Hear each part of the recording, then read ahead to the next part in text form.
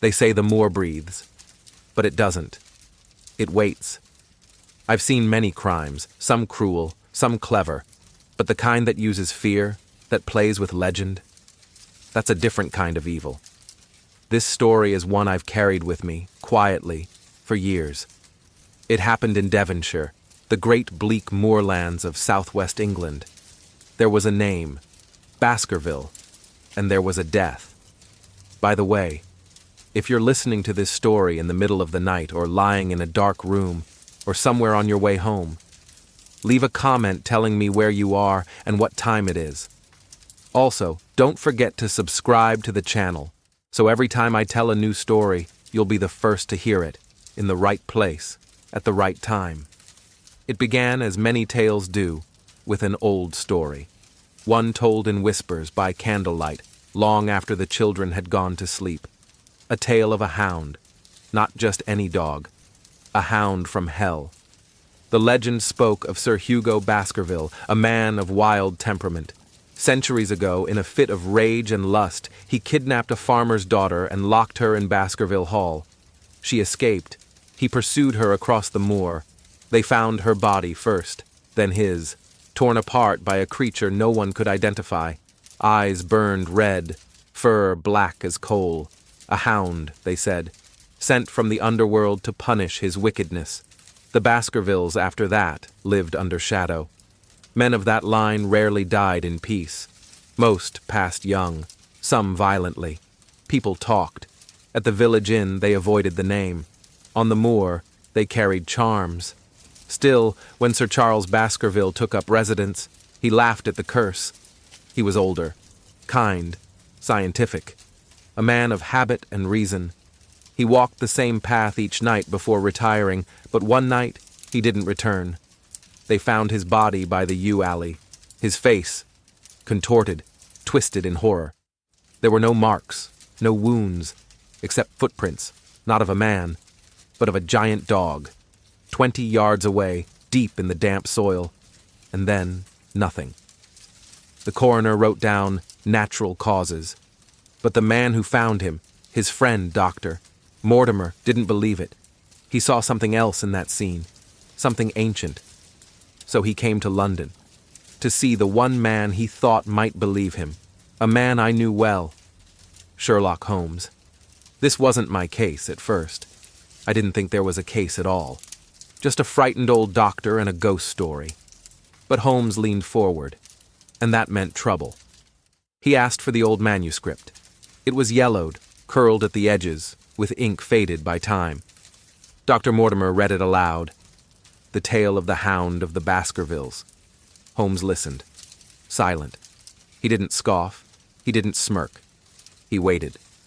Then Mortimer told us of Sir Charles, of the death, the footprints, the fear, and that Sir Charles had been waiting for his heir, Sir Henry, from Canada, the last of the Baskerville line.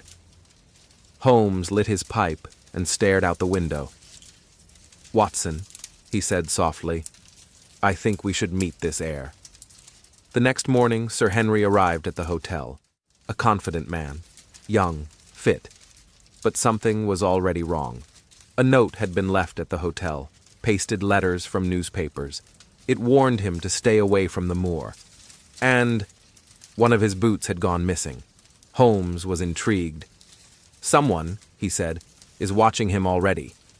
And they want him frightened, or dead." The game, as they say, was afoot. We followed Sir Henry. We spoke to the hotel staff, and Holmes set a man to follow him. But our man was followed too, a shadow, with a beard, in a cab. Holmes grew quiet. He had that look in his eyes, the one before a storm. "I shall stay in London," he said. "But you, Watson, you'll go to Devon. Stay with Sir Henry. Watch him. Write me everything." And that's how I found myself on the road to Dartmoor, a great, wild place, with fog that swallowed sound, and silence that weighed more than sound ever could. Baskerville Hall rose from the mist like a ghost. Stone walls, black windows, empty and yet not. Inside, the butler Barrymore and his wife kept to themselves. They answered questions, but offered nothing. That first night I heard a sound, far away. A howl, long, low. Not a dog, something older. The hound. I looked out at the moor. I saw nothing, only the dark. And so it began. I kept a diary. Holmes asked me to observe everything, faces, voices, silences, shadows. So I wrote every evening by the dim light of the fireplace in Baskerville Hall. Dr. Mortimer visited again, this time with deeper lines under his eyes. He told me about Sir Charles's last days, how the man had grown uneasy. He would peer out his window at dusk, scan the moor, wait before stepping out, and always walk the same path by the yew alley. On the night of his death, he delayed his walk. Someone had been writing to him, perhaps a woman. They found burnt remains of a letter in his grate. The final line was clear.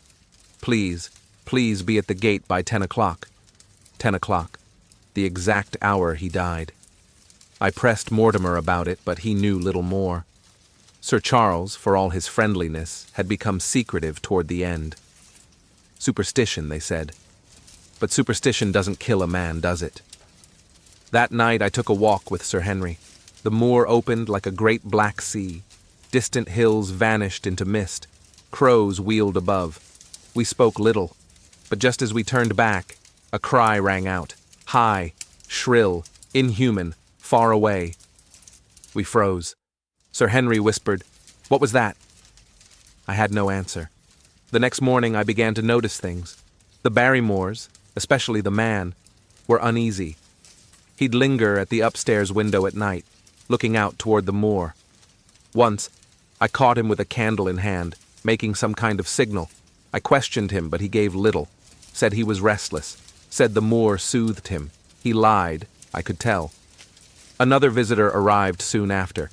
Mr. Stapleton, a naturalist, quiet, intense. He knew every inch of the moor, lived with his sister in a lonely house called Merripit. Stapleton was generous with information. He spoke of rare butterflies, strange weather patterns, and dangerous bogs. But the more he talked, the more I sensed he was watching me. Not in the way of a man sharing knowledge, but like a man keeping count. His sister, Beryl, was a different story.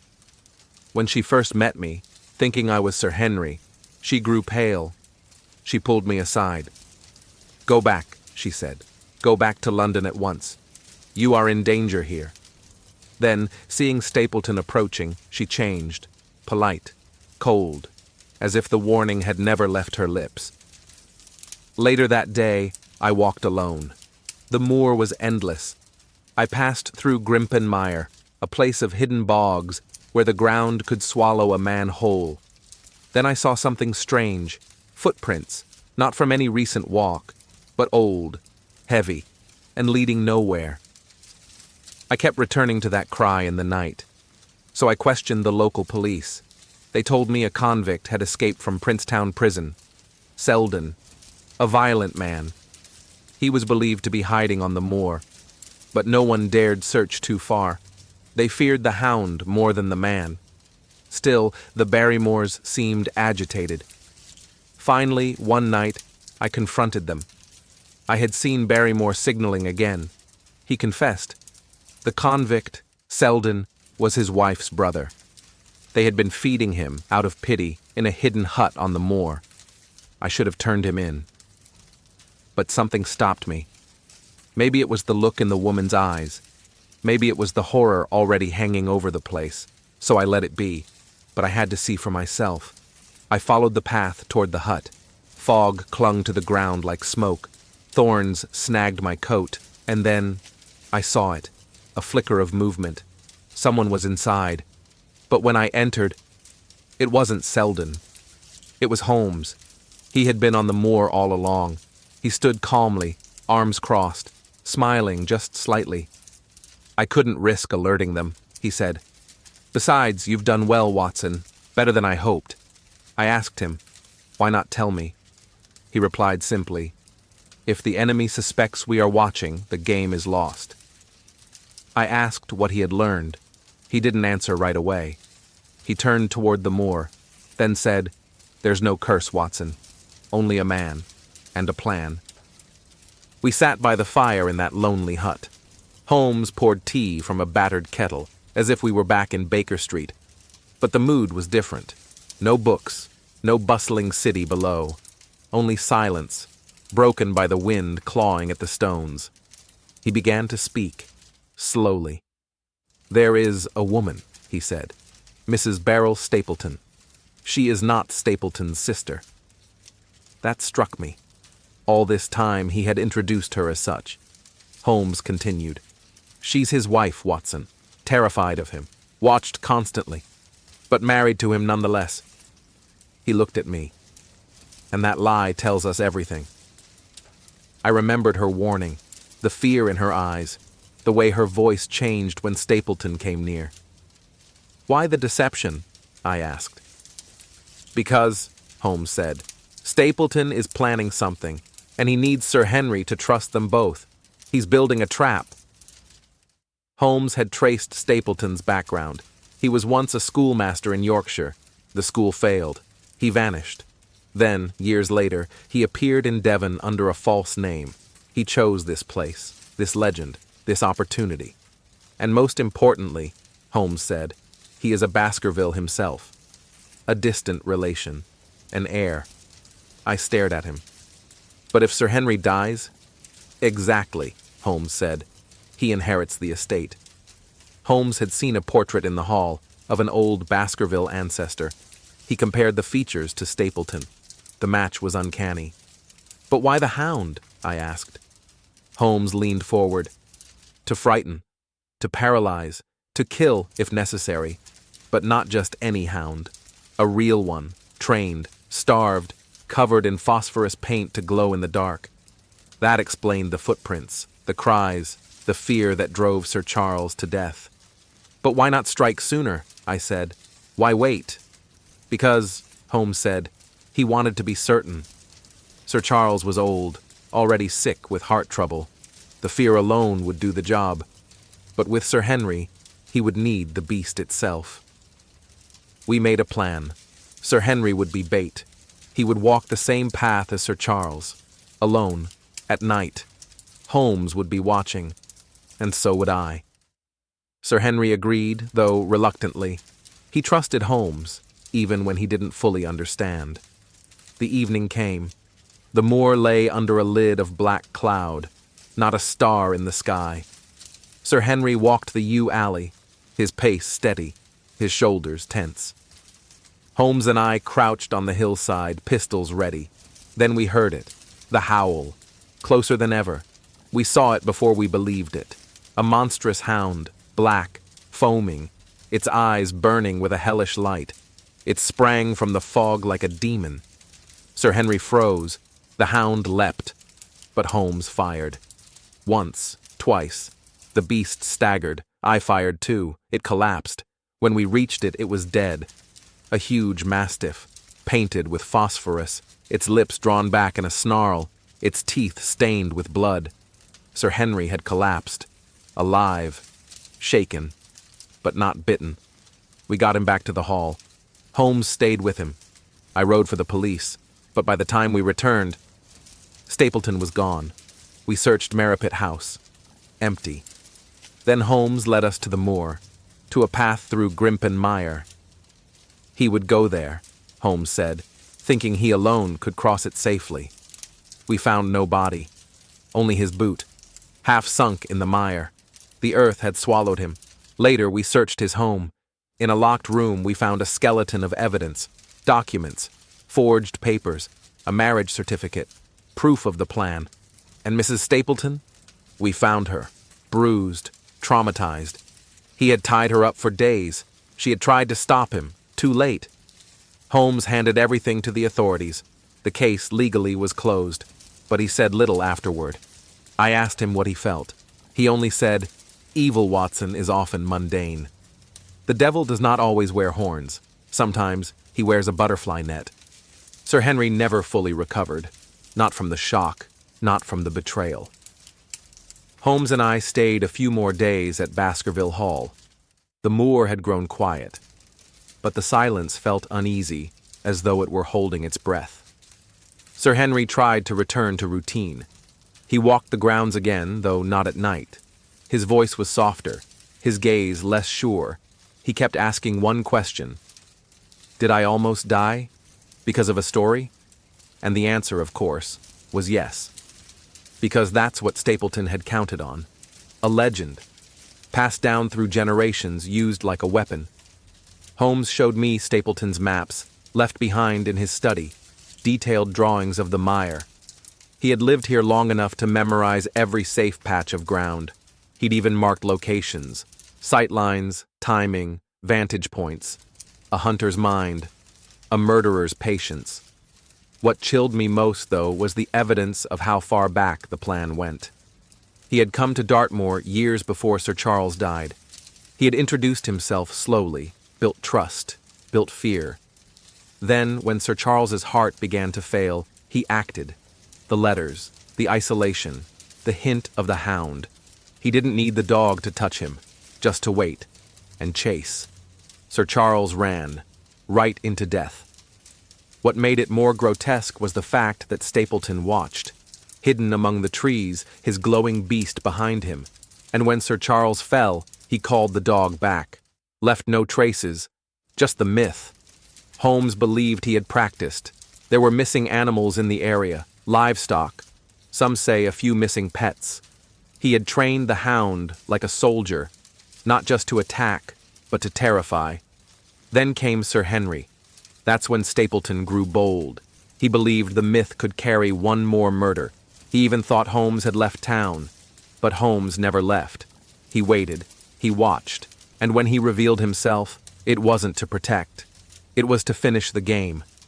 Stapleton's greatest mistake wasn't cruelty. It was confidence. The woman, the one he called his sister, became the key. Holmes spoke to her the day after Stapleton vanished. She told him everything, how she had been brought here against her will, promised a new life, then forced into silence. How she'd begged him not to use the hound, how he'd locked her in a room, starved her, tied her down. It was through her that Holmes pieced together the final details. How Stapleton had stolen Sir Henry's boot to train the hound on his scent, how he'd used the fog to time the chase, how he'd made the moor into a stage. And all the while, he lived like a gentleman, smiling, offering tea, naming butterflies. When the police asked Holmes why Stapleton would run into the mire, Holmes only said, he trusted the moor.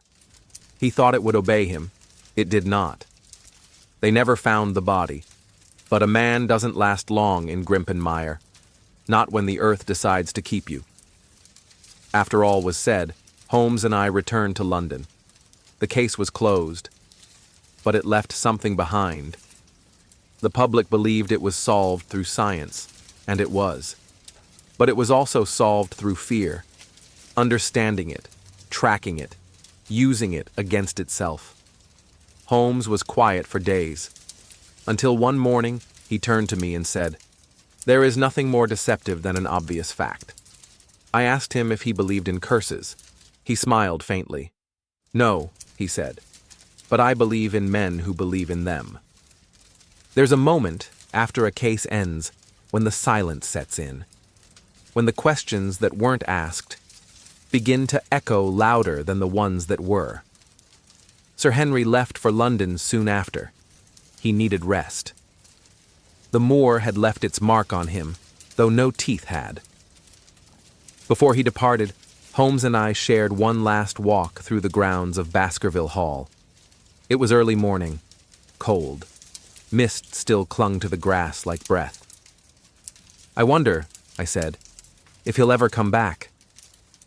Holmes didn't answer at first. He only looked toward the moor. Then he said, "He might." But not alone.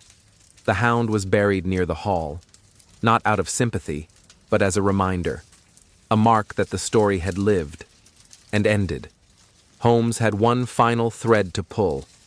We returned to Merripit House with the local magistrate. Mrs. Stapleton, her name was really Beryl Garcia, was no longer a prisoner. She had moved to a small cottage nearby, away from the ruins of her old life. She agreed to show us everything. The room where she had been tied, the cellar where the hound had been kept, the cage reinforced with chains, and the shelves stocked with chemicals. That's where Holmes found the phosphorus. It explained the glow. It explained the horror in the eyes of those who saw the creature. Holmes sniffed the open jar, then turned away, coughing slightly. "Very toxic," he muttered, "and cruel." She told us Stapleton would coat the hound with it, but only before a hunt. The rest of the time, the dog remained hidden, starved, agitated. "He believed it was necessary," she said quietly, "to awaken something primal, in the prey." It worked. She also admitted she had tried to warn Sir Henry. With that note, the one made of newspaper clippings. "But he caught me," she said. "He said if I disobeyed again, the hound would come for me too." I asked her why she stayed. She looked down and whispered, "Because I thought I owed him. Once, before he turned into what he became." We left her in peace. Holmes sent a final report to Scotland Yard, but he kept one copy for himself. "I have no doubt," he told me, "that Stapleton was responsible for both deaths, Sir Charles and nearly Sir Henry. But there's still the question of motive. Greed, yes. The estate was worth millions. The land, even more. But Stapleton didn't just want money. He wanted recognition. He believed he was the rightful heir. And he believed he could take what he deserved, by fear, by force, or by legend." Holmes flipped through the papers we had collected, forged lineage charts, legal drafts, ready to be submitted under his real name. All he needed was for Sir Henry to die. "He almost pulled it off," I said. Holmes nodded. "Yes, but almost is not enough." Then he said something I never forgot. "Evil," he said, "doesn't always come from hate. Sometimes it comes from entitlement." Back in London, the world went on. The fog still rolled across the Thames. Cabs still clattered across cobblestones. People read about the hound in the papers. Some believed it was all myth. Others still whispered about the moor. But the real story, it stayed with us. It was never just about a dog. It was about what fear can do, how it bends the mind, and when fed just enough, how it kills. Some nights I still hear the howl, not out loud, only in memory. There are cases that end in arrests, in courtrooms, in headlines, and then there are cases like this, where the guilty vanish into the mire and the truth sits in the corner of the room, unspoken. After the events at Baskerville Hall, Holmes returned to work quickly. Cases poured in. Parliament fraud, foreign spies, a stolen diamond in Belgravia. But he kept the Baskerville file on his desk longer than most. Open, always in view. He said little about it to others. Only once did he mention the man behind it all. "He had the makings of a genius," Holmes said, "but chose theatrics over truth. He wanted to be a phantom. And in the end, that's all he became." It made me wonder, had Stapleton believed in the hound himself? Had he stared too long into the fog until he saw something in it? Or had he simply used belief as a weapon? Mrs. Stapleton, Beryl, moved away quietly. She declined all interviews, all compensation. She took with her nothing but a suitcase and the scars no one could see. Holmes respected her silence. He said she had suffered enough. As for Sir Henry, he traveled to the continent, to Italy, then to Egypt. He wrote once, briefly, said he was well, that the sun helped, that he would never return to Dartmoor. I don't blame him. I returned once, years later, out of curiosity. The hall had been shuttered, the grounds overgrown, the moor, still the same, wide, empty, watching. There was no monument for Sir Charles, no marker for the hound, only the wind and silence. I remembered the night we set the trap, how Holmes had waited behind the ridge, every muscle still, and how I, beside him, felt a different kind of fear, not of death, but of how close death had come. The plan had nearly failed. A delay of seconds, and Sir Henry might have died, and Stapleton would have walked free. Holmes had no illusions about it. "We're not gods, Watson," he told me later. "We're just men with eyes open. Sometimes that's enough." But sometimes it isn't. The legal system never prosecuted Stapleton. There was no trial, no confession, no cross-examination, only the facts Holmes assembled: the dog, the paint, the forged documents, the buried identity, all of it compelling, all of it just shy of the courtroom. "Would it have held in court?" I asked. Holmes shook his head. "Not without a body." So it remained one of those rare things, a case closed by truth, but not by law. He filed it under B, like so many others. Then he returned to work, chasing shadows through alleys, through stately homes, through whispers in the fog. But I know it never left him. Because fear, Holmes once said, is the oldest tool in a murderer's hand. And the Hound was never real. But the fear, that was real enough to kill. The mind of Sherlock Holmes was a cabinet of locked doors, but once in a while, if you were quiet, he would leave one slightly ajar. A few weeks after our return to London, we sat in silence by the fire. Outside, the city pulsed, bells, hooves, gaslight shadows. But inside, time slowed. Holmes had been rereading the final letter left by Sir Charles Baskerville. It was never sent, written the night before his death. In it, he mentioned a sense of being watched, of seeing shapes in the fog, of hearing footsteps that matched his own. He mentioned, too, that he felt a presence, one that had no sound and yet never left. Holmes put the letter down and said, "It was not the Hound that killed Sir Charles. It was anticipation, terror, the human imagination turned against itself." That, more than anything, had guided Stapleton. He didn't rely on violence. He relied on fear blooming in the mind, like rot in the root of a tree. Holmes had built his life around evidence, deduction, and clarity. But even he admitted that fear was harder to trace than blood. I asked him once if he thought we'd see a man like Stapleton again. "No," Holmes said. "We see many murderers, many liars, but few conductors of dread." He saw Stapleton not just as a criminal, but as an architect of illusion, a man who built a legend, brick by brick, until it became real enough to kill. I've replayed that case more times than I can count. Stapleton's method, his patience, his precision. But also the little things, the missing boot, the cut letters, the midnight cry. All of it carefully orchestrated. It was almost theatrical, not just in the crime, but in the experience. He didn't want to just eliminate Sir Henry. He wanted him to die believing in the curse. In the end, that was his signature. Not just murder, but transformation. Turning a rational man into prey for a myth. Mrs. Stapleton had once described her husband's fascination with stories, how he'd collect old books about legends, how he'd study the effect of tales on frightened minds. He treated belief the way another man might treat a loaded gun.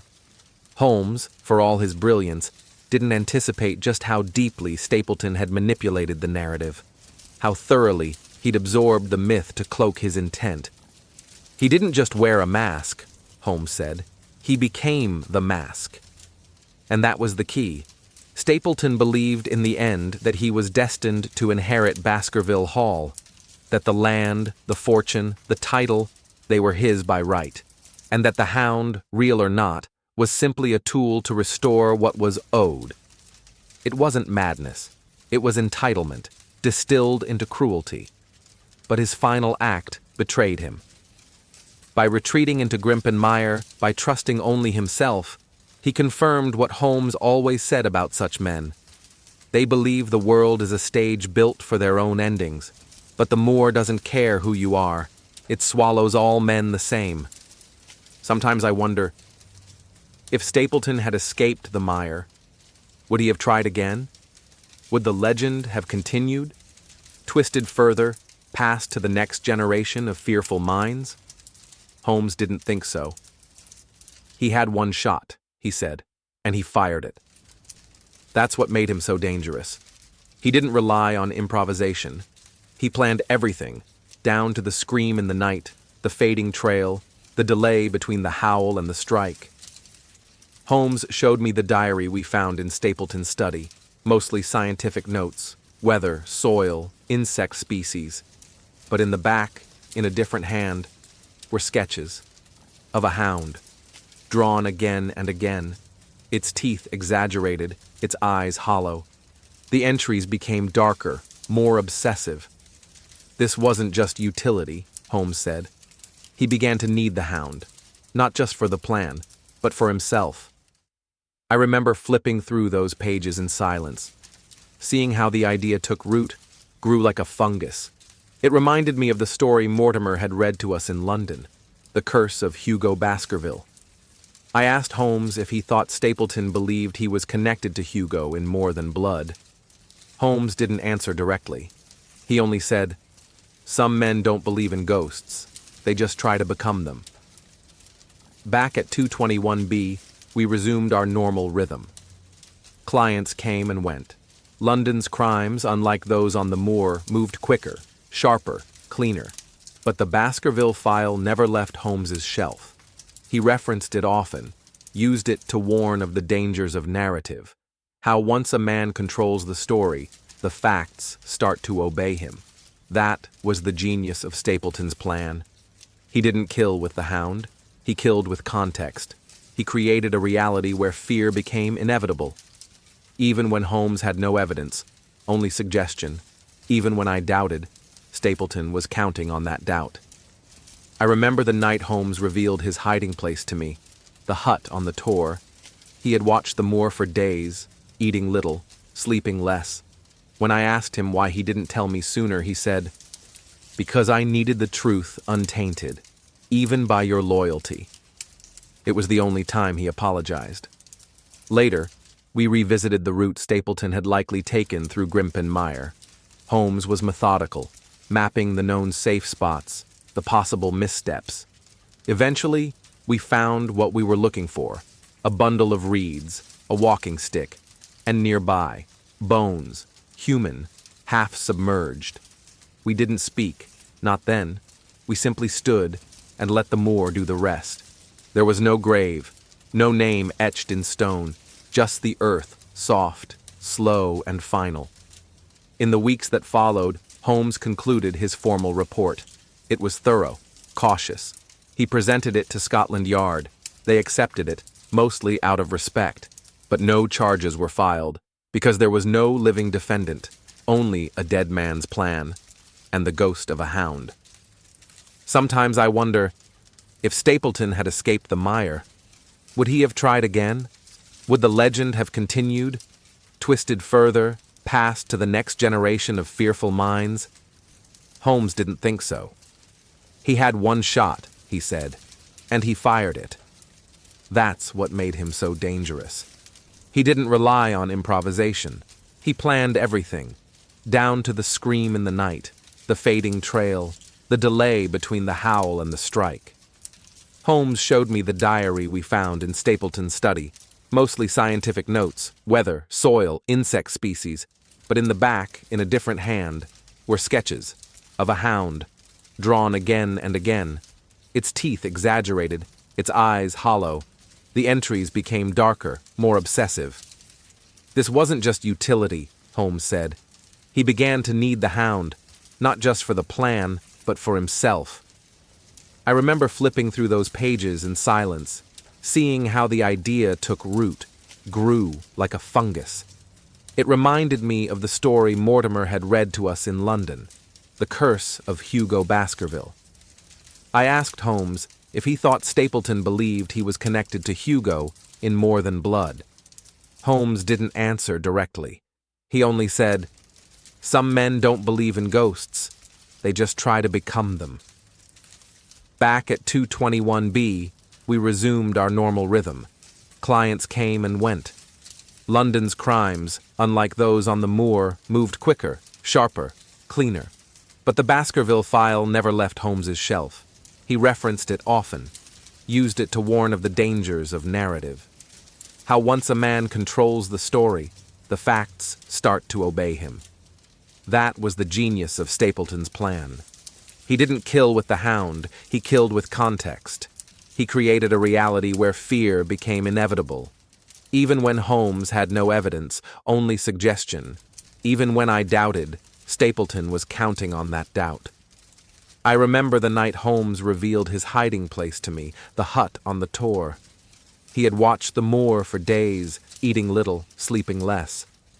When I asked him why he didn't tell me sooner, he said, "Because I needed the truth untainted, even by your loyalty." It was the only time he apologized. Later, we revisited the route Stapleton had likely taken through Grimpen Mire. Holmes was methodical, mapping the known safe spots, the possible missteps. Eventually, we found what we were looking for: a bundle of reeds, a walking stick, and nearby, bones, human, half submerged. We didn't speak, not then. We simply stood and let the moor do the rest.